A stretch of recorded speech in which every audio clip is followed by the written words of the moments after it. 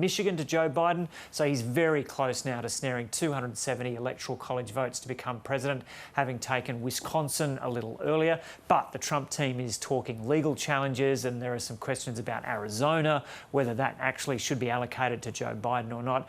So it's tending towards Joe Biden, but it's not a done deal just yet. And we had earlier, in the last couple of hours, we'd been telling you that we're really keen on getting a look at what's happening in Nevada, because there is an indication that Nevada was going to announce its result, give some more information on what was happening there in the next couple of hours. But now the Nevada officials have gone back on that and said they're actually not going to reveal that extra information until, it sounds like it's 4 o'clock tomorrow morning Australian time. So keep watching. No, I'm not going to be around, but we'll have that information for you tomorrow morning. Maybe we'll get some more information from the other states in the meantime. So let's get into that now with ABC analyst Casey Briggs. So Casey, now that Nevada's off till tomorrow, what should we be looking out for over the next several hours? Yeah, I should say, Joe, these numbers are changing. Sorry, not the numbers, the updates around what's being counted on what sort of timeframes are just sort of a bit fluid at the moment. So, you know, if you've been watching the returns and the figures rolling in from the United States on bated breath for 25 and a half hours now, now is a good time to take your strategic nap, because the numbers aren't really changing in, you know, at this precise moment. There's a bit of counting happening in Pennsylvania, that margin's tightening, but we're not seeing much elsewhere. All eyes at the moment in Georgia particularly, in one county in particular, Fulton County, Atlanta, Georgia, is where there's a lot of votes still to be counted. The officials there have said they're hoping that county will have completed counting all the precincts tonight, American time, so in the sort of coming hours. And that county is very strong for Joe Biden. 72% so far of the votes that have been counted in that county have gone to Joe Biden. And that is why, despite the fact that he's behind at the moment by, I should not do quick maths at this point, by about 50,000 votes or so, rubbery guess there, despite the fact that he's behind, that county with, I think it's about 100,000 votes, or, you know, something in that order, a significant number of votes is likely to break in his favour, narrowing that gap. The question is just how much will it narrow. Fulton County, the count was a bit slow yesterday in that part of the country, because I think there was a water mains breakage in a counting centre that meant that counting had to be suspended for a while that was dealt with.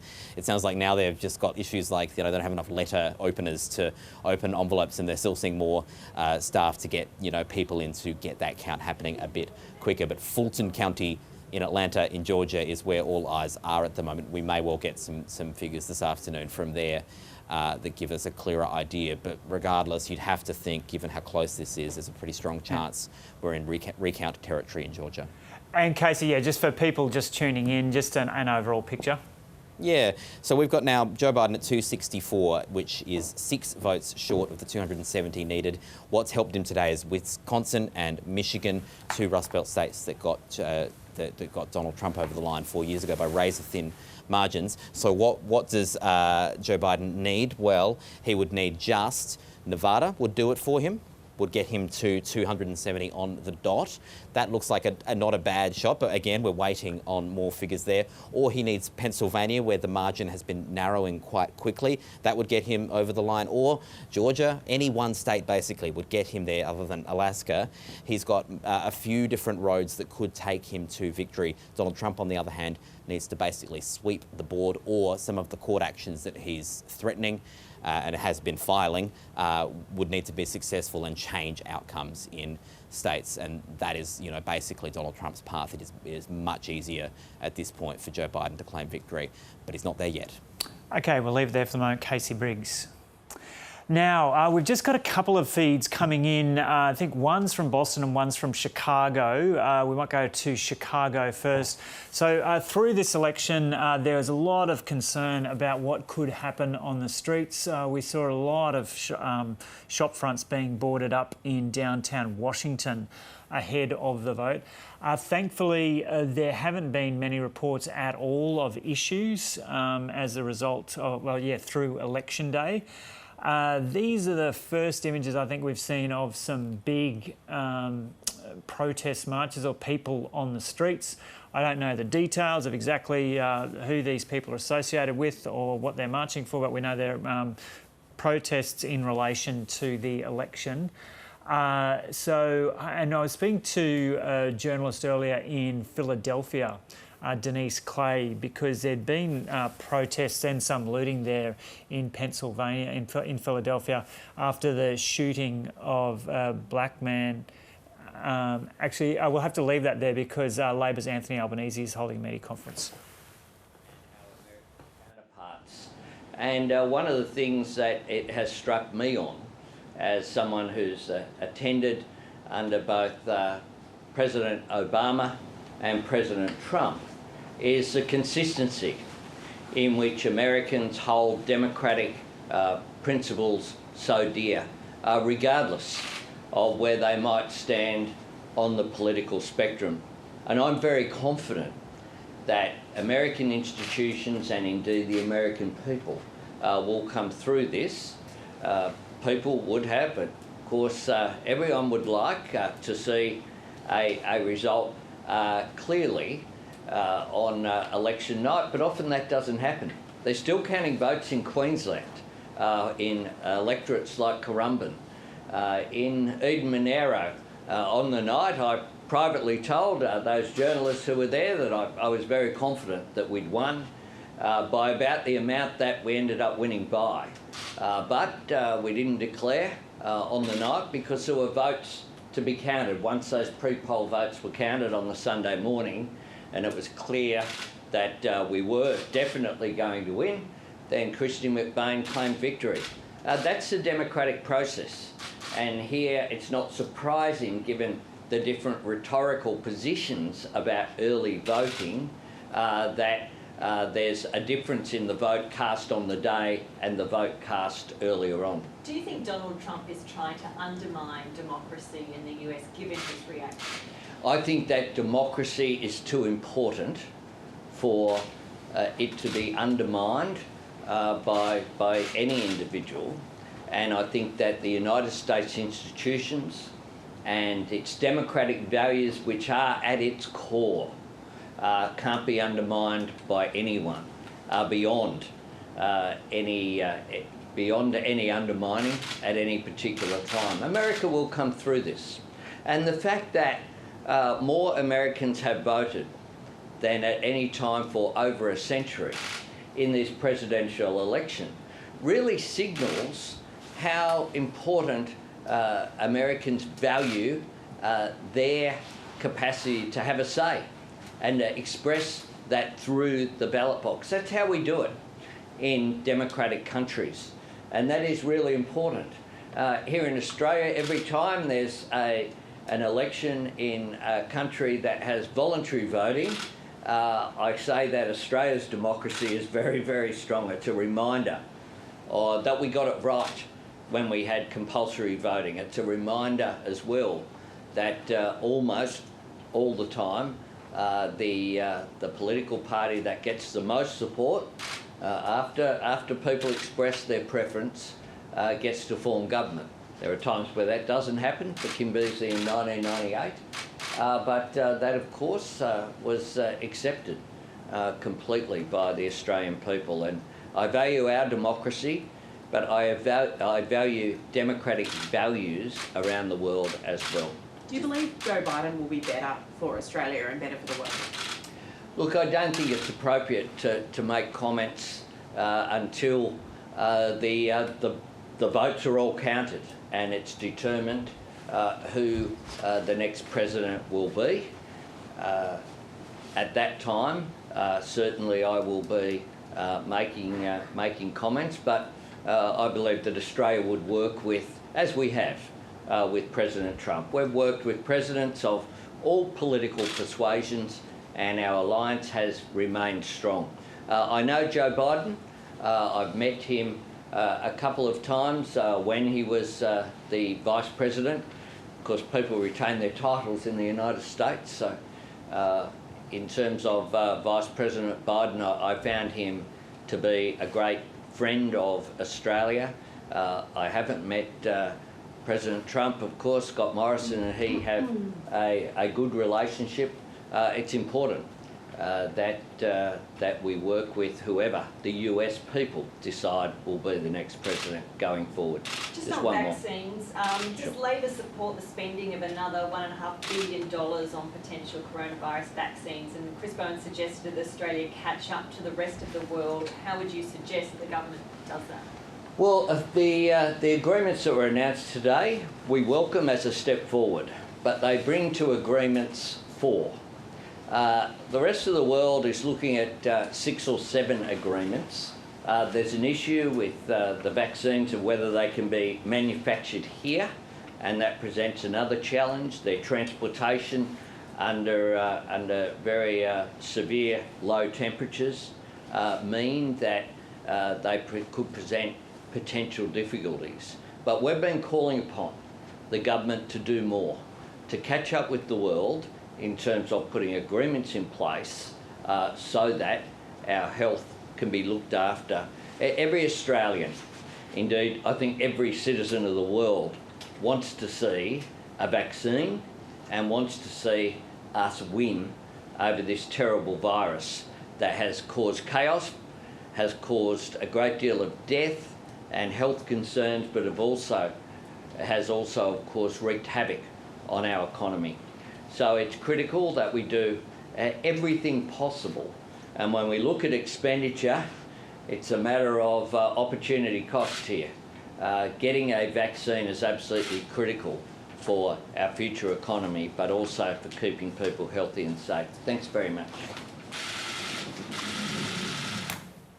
Okay, that was the Labor leader Anthony Albanese speaking there in Sydney, taking a similar line to Scott Morrison in terms of saying they have faith in the US institutions to deal with whatever challenges come. And so we heard from Prime Minister Scott Morrison a little earlier. He was refused to be drawn on the manoeuvrings in the tight US election, but he said he expressed confidence in the country's ability to handle its own affairs.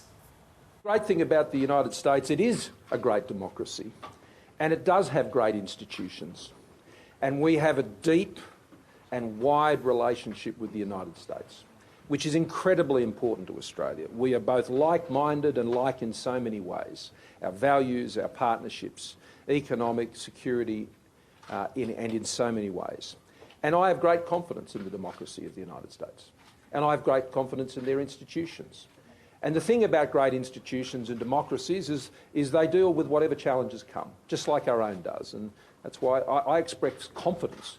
I think, a great democracy, having a great election with the greatest turnout it's ever seen in its history, is actually a demonstration of democracy working. I'm not a participant in the US political process.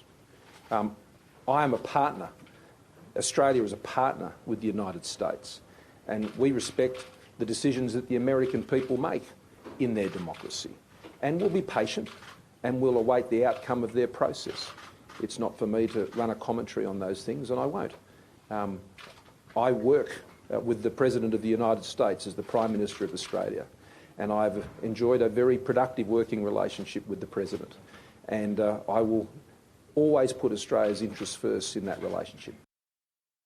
Scott Morrison speaking there. And Pennsylvania is one of the key states we're still waiting to see a result for. Denise Clay is a journalist in Philadelphia in Pennsylvania. She says plenty of ballots need to be tallied. Pennsylvania is still counting. This is the first time the Commonwealth has done mail-in balloting and in-person early vote. So right now, what you see in terms of results is mostly in-person voting, people who went to the polls yesterday, and a combination of some early vote. But there's still a lot of vote left to be counted in Pennsylvania, and that's going on right now. In Philadelphia in particular, which is where I report, I kept hearing on the streets as I was, walking around, going to various polling places, that we were looking at Obama numbers. Now, during the 2 terms that Barack Obama ran for president, voting for him in Philadelphia, the turnout was huge. There were nearly 800,000 votes. And what I'm hearing is that Joe Biden and Kamala Harris have gotten close to that. Now, I don't know if it's going to be the Obama 08 vote or the Obama 12 vote, but either way, both of them were better than Hillary Clinton in 2016. Yeah, but that margin seems to be pretty big at the moment with Trump in the lead in Pennsylvania. What's your feeling on what the outcome's going to be there in Pennsylvania? Well, Philadelphia hasn't been counted yet. Not the mail-in or early votes in Pennsylvania and its surrounding suburbs. Those haven't been completely counted yet. So that's going to get tighter, at the very least. Denise Clay there, a journalist in Philadelphia. Let's turn to finance news now. It's a very good morning to David Chow. Dave, you've got to say what's happening with NAB.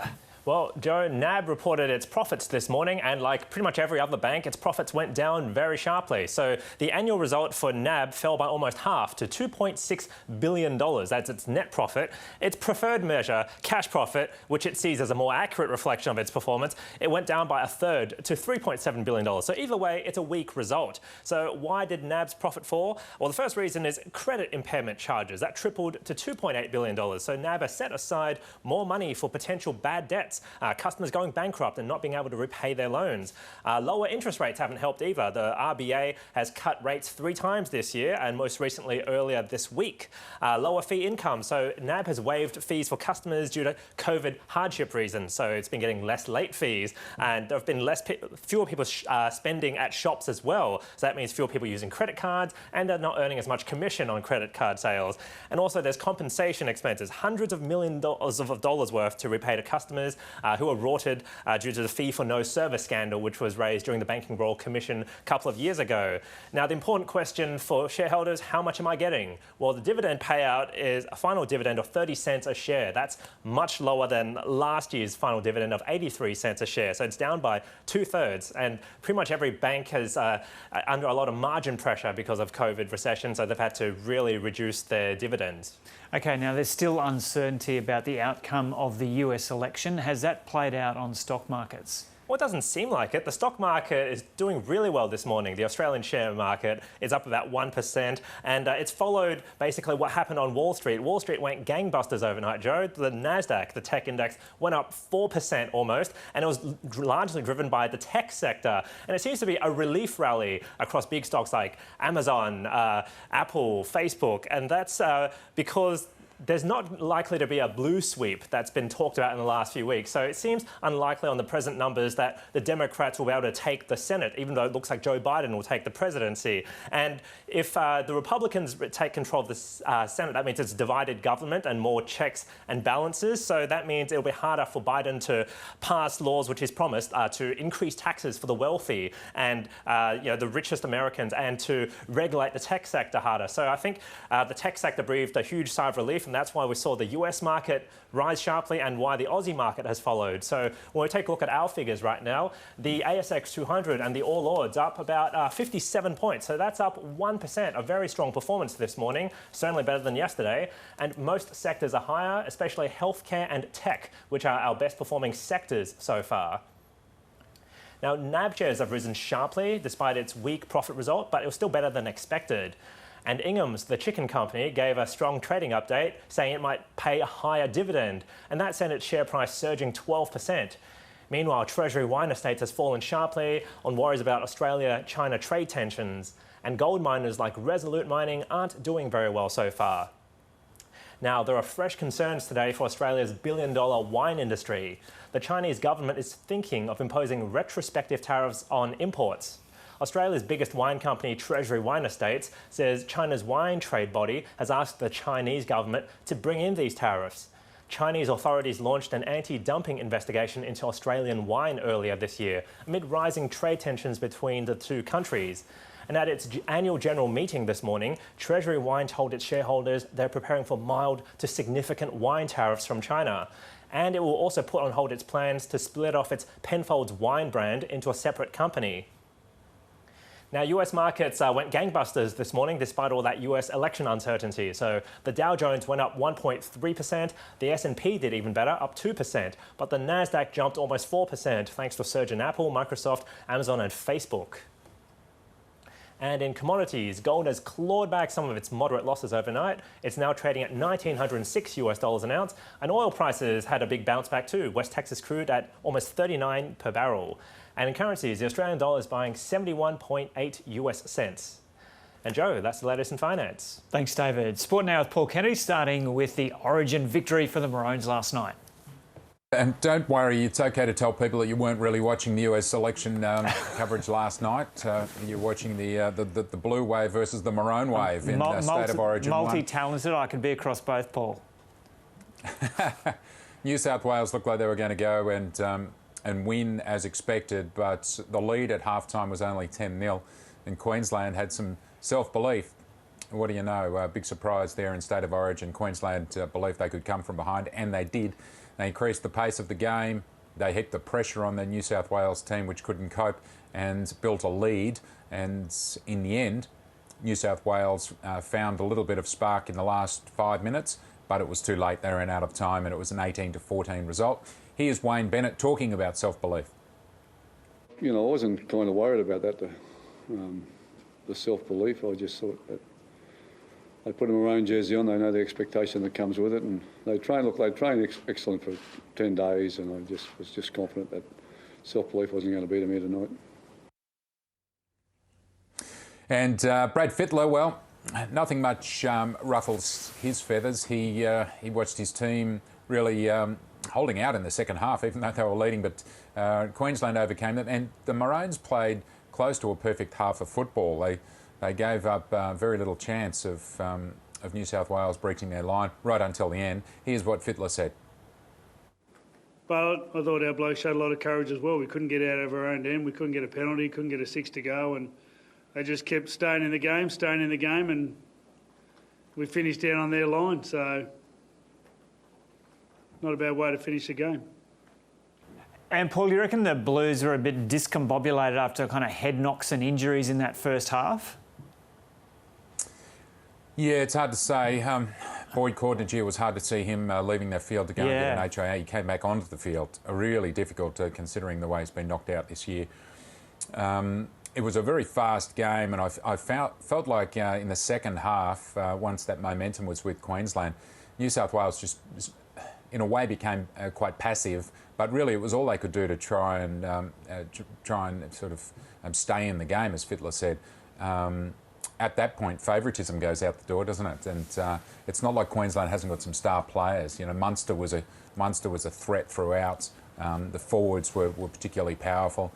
New South Wales, I reckon, in that period where they gave up their lead, probably missed 2 or 3 tackles. Wasn't much in it, really, but Queensland was just impressive. So I also think, Joe, the big factor there was that some of those players, without going through them all, some of those players hadn't played for quite a while, and it looked like a physically demanding game, even in relation to other State of Origin matches, just by being after the NRL season. And you know, the sharpness in some of the players that played right up until the grand final showed as well. I thought with Munster particularly, but yeah, it's a gruelling series, we know that, but to have it at the end of the NRL season, maybe the strong favouritism that was talked about and the inexperience of Queensland might not be as big a factor through the series. Certainly wasn't in the second half last night. Cheers, Paul. Taking a quick look at the weather in the capital cities around the nation today. Brisbane, a possible storm. Sydney, very windy with a fair bit of rain in places. Canberra, rain. Melbourne, a possible morning shower. Hobart, becoming cloudy. Adelaide, partly cloudy. Perth, sunny and pretty hot today with a top of 30. And Darwin, a possible shower or storm. Stick with us on the ABC News channel. Going for a short break now. We'll be back soon. Ros Child will take you through the next 3 hours or so. When I started out this morning 3 hours ago, word was Nevada was going to come back with fresh information on its count as part of this US presidential race. But we've since had word from Nevada officials that they're not going to release any fresh information today, Australian time. It's going to come through 4 o'clock tomorrow morning, Australian time. So, for people keeping across what's happening in the US, Chaz Licciardello, one of the boys from Planet America, has just tweeted, in light of what's happened in Nevada, no doubt. By the way, keep an eye on Georgia, which currently has a 1% Republican margin with 95% of the vote counted, because that's a state that gives Biden the presidency without Pennsylvania or Nevada, which are the two states Republicans are going to try to challenge in court. If the Democrats take Georgia, court challenges are pointless. So it's a tip there from Chaz Licciardello. And might leave you for the moment with some shots from Chicago. This is the first sign of protests as part of this election campaign. Some people are out on the streets in Chicago right now, in Boston as well, wanting to ensure that all the vote is counted. Our life is better with him in it. I love you.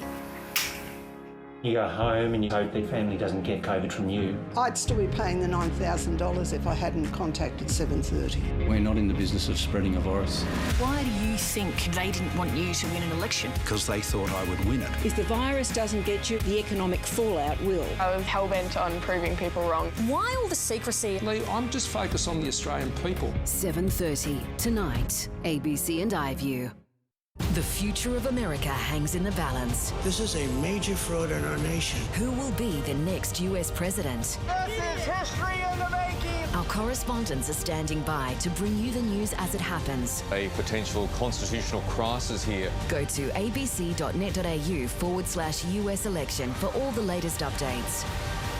Keep the faith, guys. We're going to win this. Thank you, thank you, thank you. Know the story with ABC News. Binge brilliant drama on ABC iView. I think our price just went up considerably. With gripping complete seasons. I'm being set up. I didn't do any of that. I know you. It's free and yours to stream anytime. Now you don't let anyone take that away. You did this! Why? Why do you think? ABC iView. Yours to stream anytime. Always was, always will be. Kaimi power. Always was, always will be. Celebrate NAIDOC Week and embrace the continuous culture of Indigenous people. Connection to country, it's very special. This is the land of the Guyalanji people. Good evening. Across the ABC, hear stories from the world's oldest living storytellers. We want to continue teaching our children. Celebrating NAIDOC on ABC. Find out more and head to our website. We are one, but we are many, and from all the lands on earth we come. We share a dream and sing with one voice. I am, you are, we are Australia. We are one.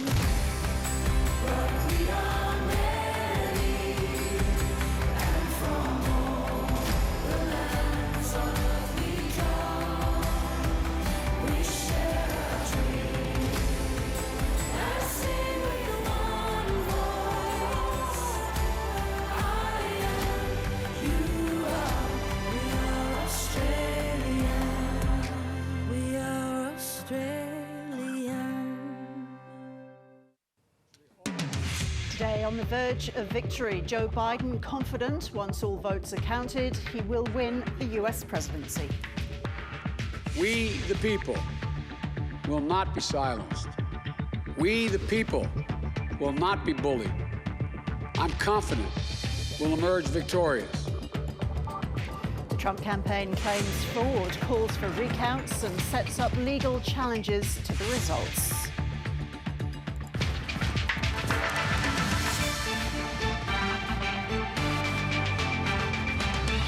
The government secures access to 2 more potential COVID-19 vaccines. And State of Origin Game 1 goes to Queensland after a stunning second-half comeback from the Maroons.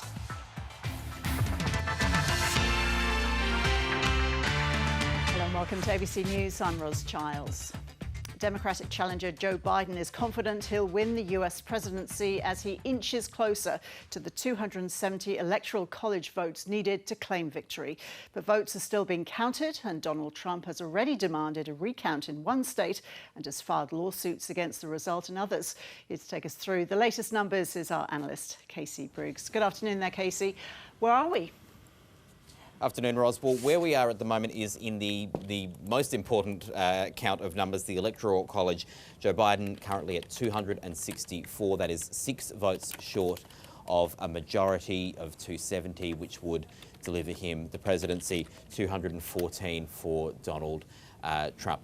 The paths for Biden to get to that 270, he's got several of them at this point. Let me take you through a few of the options. One is he wins Nevada, a state that he's currently ahead in. That would get him to 270 votes exactly. We probably won't know the result in Nevada today, though, because while counting is happening, we're not getting any new data from them. I think it's noon Thursday American time, which is about 4 in the morning for us. So don't expect an outcome in Nevada today. So that will not be a path that delivers Joe Biden the White House today, even if he were to win it. Other options for him are states like Pennsylvania. If he wins that, he gets over the line. That margin there has been narrowing. Joe Biden could still take that lead there, and counting has been continuing. Or Georgia would be his other best prospect, where the count is very slow. We can talk about Georgia in a second, but it sounds like there is a lot of counting still to be done there through one particular county where counting is going to be happening through the night in the US. We may get some updates from Georgia today. Donald Trump, on the other hand, if his path to the White House is much narrower, while Joe Biden has multiple paths at this point, Donald Trump would have to win Alaska. That's fairly likely. He'll have to win Nevada. North Carolina is line ball, but he would have the edge at the moment. He'd have to win Georgia, and he would have to win Pennsylvania to get to 274. That would just deliver him the White House. His only other option would be to flip states that are currently in Joe Biden's column. One of the ones they're hopeful is Arizona, which is a state that 2 US major networks have called, others have left in doubt. We should get about 600,000 votes out of Arizona in the next few hours. Maricopa County and Phoenix, which will update, and that might give a clearer position, and maybe some of the other networks will look at that one then. But at the moment, we've got it in Joe Biden's column. Or some of these lawsuits in Michigan would need to pay off, for a recount in Wisconsin. Basically, his path is much trickier and probably would end up relying on the courts. You mentioned Georgia there, Casey. What are the specifics of that state? What makes it so important? Well, Georgia is, if I jump back to this one, Georgia is, let's just look at the numbers quickly in Georgia. We are at 97% of the estimated vote counted. It is razor thin, 49% to 50%. And when you look at the actual raw vote totals, there is not a whole lot in it. What is left, there are a lot of votes in Atlanta in particular, in a county called Fulton County, Atlanta, that are being counted tonight. The count has been a bit slow through things like a water mains breakage, not enough letter openers and things like that. But we are hoping to see some figures from there today. And the county that's in has been breaking 72% toward Joe Biden and less than 30% to Donald Trump. And so that may well tighten. However, we also may well be in the sort of territory where we're looking at things like recounts, because it is looking quite close there. But that is one of the prospects. If, you know, just in terms of which are the next states, the next states we might see sort of outcomes in. Georgia could maybe be one of them if it's not super close. Another one that could frankly be one of the next ones is Pennsylvania, depending on how quickly this vote progresses. This margin was more than 10 points, more than 14 points at points yesterday. It's narrowed to 3 percentage points, the difference, and that's been narrowing through the day, with still 12% of the vote to be counted. There's a lot of suggestion that Joe Biden may well overcome this deficit before the counting is done, and that count has just been, you know, progressing fairly solidly through the day. So whether that happens today, we just have to wait and see. Okay, can you put a definitive time frame, impossible question, I guess, on when we might get a full result? No, no is the answer, and that's partly because counts, you know, in Nevada we're not going to get some figures until tomorrow. These, you're all a bit unclear. North Carolina is on a bit of a knife edge, and the postal votes there can be received for a week after Election Day, as long as they were sent before Election Day, and so that may well be decisive there. But also we have a lawsuit now in Michigan, we have a lawsuit now in Pennsylvania, we have a lawsuit in Georgia, all from the Trump campaign. The one in Georgia is about an allegation that 53 absent ballots or 53 ballots that arrived too late were counted and put in a legitimate pile, and a Republican poll official observer saw that, and so there's a lawsuit been launched over that. They could, really muddy things up if these lawsuits do eventuate. They've been filed. We haven't seen them go to the courts yet, but that could, of course, cause delays in final certification of results, at least, and Wisconsin may well go to a recount as well. Yeah, the electoral college result, of course, is crucial. What's happening with the popular vote, Casey? Yeah, so what we're seeing, if I jump to this button here, what we're seeing at the moment is Joe Biden has a lead on the popular vote of 2%, and it's getting to be sort of about 3 million votes at the moment. That number, 71,638,104, that's not complete counting. That is the number of votes that have been counted so far, but it is the case that now Joe Biden has recorded more votes for president than any presidential candidate before him. Turnout has been very high in this election, very high for Donald Trump as well, I should say, and the enthusiasm, the acceptance that this was likely to be a competitive race has pushed turnout really high, and these numbers will go up, and that lead that Joe Biden has may well go up too, because big states and big heavily Democratic states like California, well, they're still only 66% reported, and the lead there is just gigantic. So we might see that margin continue to blow out as the rest of California's vote comes in, and that can take days or weeks, because there are lots and lots and lots of postal votes to be counted. Okay, Casey, thank you. Let's cross to the United States now. Our US correspondent David Lipson is in Washington. Hi there, David. It's early evening there. What's the mood as we wait for the results in a handful of states? Well, Roz, we're on Black Lives Matter Plaza just outside the White House, which is still, of course, barricaded off. And there's something of a mood of trepidation, anticipation, but a pretty positive mood after the deflation of last night, and some anger on the streets last night as well, as the needle started to tip towards Donald Trump. Well, it's done a full 180 in the past 24 hours, and now it looks like Joe Biden is the man in the box seat with a pretty good chance at pulling off the magic 270 electoral college votes. He's clawing back the lead significantly from Donald Trump in states of Pennsylvania and Georgia. And people here just soaking it all up, waiting for some sort of announcement to happen. We heard from Joe Biden today. He was perhaps even more confident than he was last night of pulling off a victory.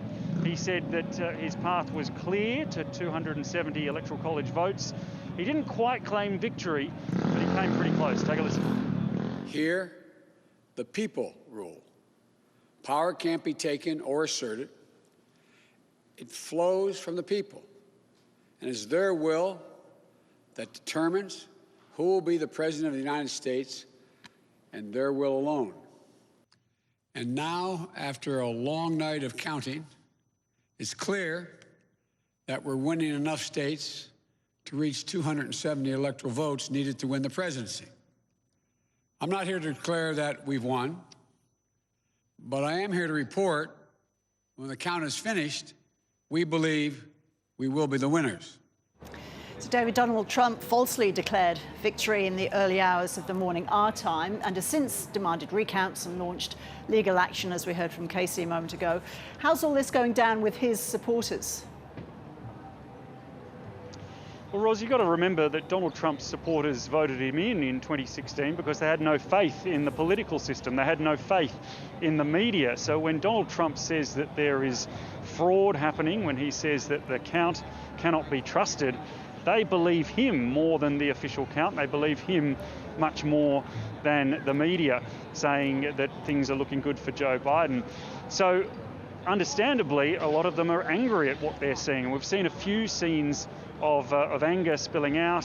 One man interrupted a press conference and shouted about fraud. We've seen other protesters in Detroit rushing a counting station there, demanding that the vote be stopped.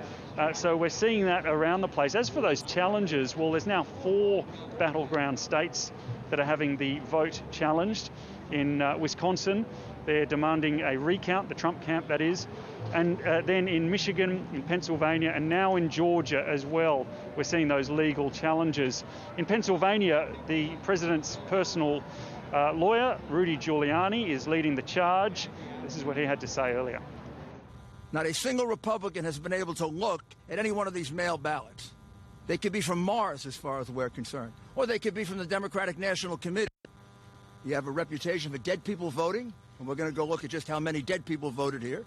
I didn't think we'd have to do that, but we will. And you have a reputation for people being bussed in from Camden voting here. Wouldn't be the first time that happened. But this goes way beyond any of that. And let me also add that this isn't happening just here. We have exactly the same lawsuit in Wisconsin. We're going to stick with this. We're going to win this election. We've actually won it. Just a matter of counting the votes fairly. Any signs, David, of protests against what's happening with the results? Is anxiety growing about that, with the result, of course, still up in the air? Yeah, we've seen a few protests demanding that the vote continue. So we've had some protesters demanding that it stop, as I mentioned, in Detroit. But in Chicago, you saw crowds out on the streets demanding that every single vote is counted. And we've seen similar scenes elsewhere in the United States today as well. So you've got, at the moment, both sides of this divided nation out and about demanding that one thing or the other happens in regards to the election. Of course, every vote, as Joe Biden says, should be counted, and most of them will, apart from any that succeed. If the president gets up in any of those court challenges, they would, of course, be set aside. But for now, the process of vote counting continues as it does every election. David, thank you. More on those court challenges now. Here's Kermit Roosevelt, Professor of Law at the University of Pennsylvania. Kermit, welcome. So in terms of the legal challenges which have already been launched, and ultimately, I guess, any US Supreme Court challenge, what does Donald Trump want? Is he after a recount of the states he's lost, or does he want to stop votes being counted? Well, he can try for a recount, but that's not necessarily going to do very much for him. You can recount in Wisconsin. Maybe that's going to shift the tally in his favor a little bit. But really what he needs to do is some sort of legal challenge that's going to invalidate a lot of the mail-in ballots, because the mail-in ballots skew very heavily towards the Democrats. That's one of the things that Trump sort of accomplished by telling his supporters to vote in person. So if he can invalidate those, he's got a path to victory. So he's claiming voter fraud. Is there any evidence of that? No, there isn't. And this is a persistent pattern in our elections. The Republicans tend to raise concerns about fraud, and they try to limit the votes that are counted, or they try to make it harder for people to vote. But there's very little evidence that there is actually a problem with the kind of fraud that they're asserting. OK, so he's launched this legal action in the Supreme Court, or the courts in individual states. When might he go to the US Supreme Court, as he has said that he will? He said that, and he said that he's appointed justices in order to make sure that there will be 9 there for the election.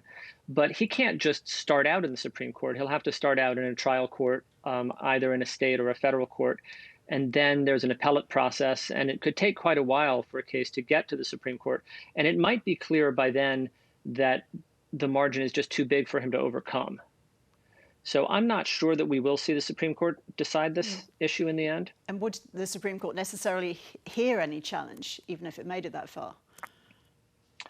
Well, the Supreme Court wouldn't have to. I think if it does look like the election is going to be decided in court, the Supreme Court would like to be the court that does it. Ideally, of course, the courts stay out of it and the people have the last word. I think that some justices on the Supreme Court look back at Bush v. Gore and think that the court injured itself by deciding the election.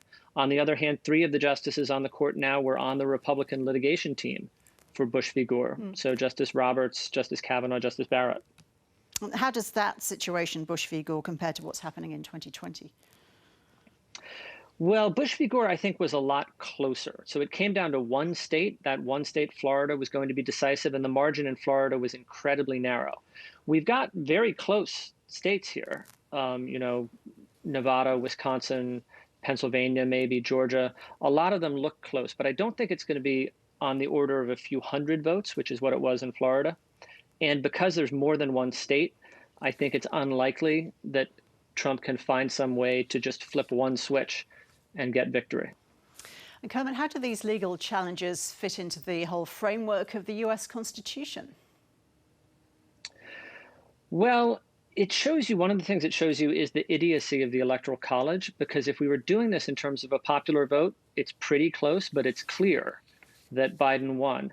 And instead, we've got these states where things come down to maybe 10,000, maybe 20,000 votes. And there, with creative litigation, maybe you could make a difference.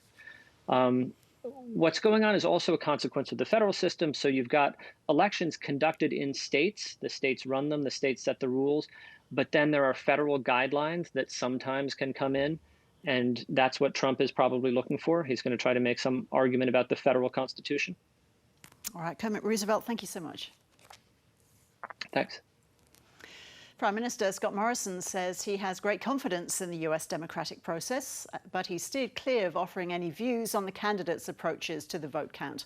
Political reporter Melissa Clark joins us now from Parliament House. Hi, Mel. So it's a tense situation in the US, as we've heard. How is Scott Morrison responding to Donald Trump's claims of electoral fraud? Well, he's certainly tiptoeing his way through. It's in this awkward situation where we have these extraordinary claims from Donald Trump about election fraud. And also, on the other hand, we have Joe Biden increasingly looking likely to be getting to the requisite number of Electoral College votes to potentially succeed here. But we have the Prime Minister and Foreign Minister both not wanting to weigh into the situation, with diplomatics right at the fore of mind here. So whatever concerns the federal government here may have about what's going on in the US at the moment, there are a few things that are restraining them. In part, the diplomatic convention of not intervening or commenting as this kind of process is taking place, given votes are still being counted and the outcome hasn't been settled. But also for the fact that whoever may win, the federal government will have to work with them for the next 4 years, and anything that might seem to be too strident at this point, there may be concerns that that would be noted by the potential successor. So what we've had instead is both the Prime Minister Scott Morrison and the Foreign Minister Maurice Payne focus very much on the democratic institutions rather than focusing on the presidential candidates themselves, either what they're doing or their likelihood of success. So Scott Morrison, when he has been speaking today, has pointed to the fact that he has confidence in the American democratic institutions of being able to bring about a clear winner, a vote with integrity. And by talking about these institutions, it's also a way of reinforcing their importance of having an outcome that has integrity. So here's Scott Morrison. And I have great confidence in the democracy of the United States. And I have great confidence in their institutions. And the thing about great institutions and democracies is they deal with whatever challenges come, just like our own does. And that's why I express confidence.